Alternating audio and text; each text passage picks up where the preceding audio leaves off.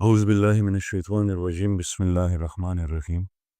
اگر تم سے کوئی پوچھے بتاؤ زندگی کیا ہے، ہتھیلی پر ذرا سی خاک رکھنا اور اڑا دینا۔ ہم سب جانتے ہیں کہ زندگی کتنی عارضی اور اس سے جڑی ہوئی ہر چیز کتنی عارضی ہے، پر کبھی آپ نے اس بات پر غور کیا کہ اس عارضی زندگی کا مقصد کیا ہے؟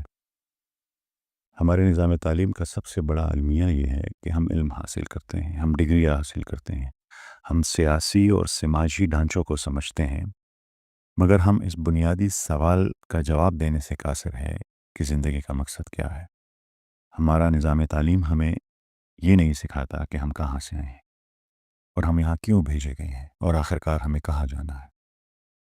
آج ہم بطور معاشرہ اس بنیادی شعور سے محروم ہیں اور نتیجہ یہ ہے کہ ہم پڑھے لکھے جاہل پیدا کر رہے ہیں۔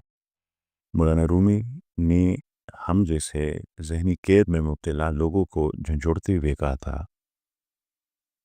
باوسعت ارض اللہ برحبس چچسیری، کہ اگر اللہ کی زمین اتنی وسیع ہے تو تم ایک قید خانے میں کیوں بیٹھے ہوئے ہو؟ یا دوسرے لفظوں میں، آپ ایک ایسے قید خانے میں ہیں جس کا دروازہ کھلا ہوا ہے اور اس کے باہر ایک وسیع اور زمین ہے، مگر آپ پھر بھی اس قید خانے میں رہنا پسند کرتی ہیں۔ اہل دانش نے ہر دور میں ان سوالات کا کہ زندگی کا مقصد کیا ہے کا جواب ڈھونڈنے کی کوشش کی۔ علامہ اقبال نے اپنی نظم خضر میں فرمایا اور یہی سوال پوچھا کہ زندگی کا راز کیا ہے، سلطنت کیا چیز ہے۔ غنی خان بابا نے بھی اسی سوال کی تلاش میں مذہب اور فلسفے کو سمجھنے کی کوشش کی اور کہا، گر پیران میں ٹنگولی مذہبنا لٹولی چرتا ٹکے رنا نشتا بس کے سو پسی کسا موٹی خاورے نہ جوڑ شوے موٹی خاورے بجوڑے گم زدے ولی جوڑا ولم ساجت ہو ددیسا۔ مٹی سے بنا ہوا انسان ہوں، مٹی ہو جاؤں گا میں، مجھے کیوں بنایا، میرے بنانے کا مقصد کیا تھا؟ غرض یہ کہ جان کیٹس، ولیم ورڈزورتھ، سقراط، افلاطون، ارسطو تمام اسی سوال کی جواب کی تلاش میں رہے۔ ارسطو نے اپنے ذہن کے مطابق زندگی کا مقصد یوڈیمونیا کو قرار دیا، جو ایک یونانی اصطلاح ہے جس کا مطلب ہے حقیقی خوشحالی یا خوشی۔ پر ایک عام انسان کے لیے حقیقی خوشی کیا ہے؟ گھر، دولت، پیسہ، محبت، مگر یہ تمام چیزیں بھی تو عارضی ہیں۔ قمر جلال آبادی صاحب نے ایسے لوگوں کو جو ان چیزوں کو زندگی کا مقصد سمجھتے ہیں ایک خوبصورت نظم میں بہترین جواب دیا۔ وہ کہتے ہیں کہ کر لوں گا جمع دولت و زر، اس کے بعد کیا؟ لے لوں گا شاندار سا گھر، اس کے بعد کیا؟ میں کی طلب جو ہوگی تو بن جاؤں گا میں رند، کر لوں گا میں قدوں کا سفر، اس کے بعد کیا؟ ہوگا جو شوق حسن سے راز و نیاز کا، کر لوں گا گیسوؤں میں سحر، اس کے بعد کیا؟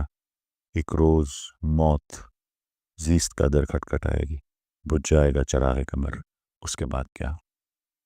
اٹھی تھی خاک خاک سے اسی میں مل گئی، پھر اس کے بعد کس کو خبر، اس کے بعد کیا؟ اس کے بعد کیا؟ اب تک کے تجزیے سے آپ کو یہ اندازہ تو ہو گیا ہوگا کہ انسانی علم اپنی تمام تر قیاس آرائیوں کے باوجود اس سوال کا جواب نہیں ڈھونڈ پایا۔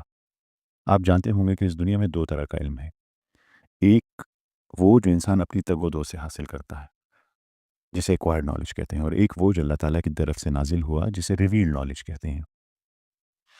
اب جب کسی سوال کا جواب آپ کو ایکوائرڈ نالج میں نہ ملے تو آپ ریویل نالج کا رخ کرتے ہیں۔ تو آیا کبھی اللہ تعالیٰ سے کسی نے پوچھا کہ انسان کو کیوں بنایا؟ یہ سیریز جو ہم نے شروع کی ہے یہ غور و فکر کے نام سے ہے، اور یہ آج اس کی پہلی کڑی تھی۔ دوسری کڑی میں جب ہم ملیں گے تو ہم اس سوال کو ریویل نالج میں تلاش کریں گے کہ زندگی کا مقصد کیا ہے۔ اب سب سے یہ گزارش ہے کہ اس سفر میں ہمارے ساتھی بنیں تاکہ ہم ان بنیادی سوالات کو، زندگی کے مقصد کو سمجھ سکیں اور یہ پیغام دوسروں تک بھی پہنچائیں۔ تب تک کے لیے میں آپ سے اجازت چاہوں گا، ملیں گے اگلی قسط میں۔ اللہ حافظ۔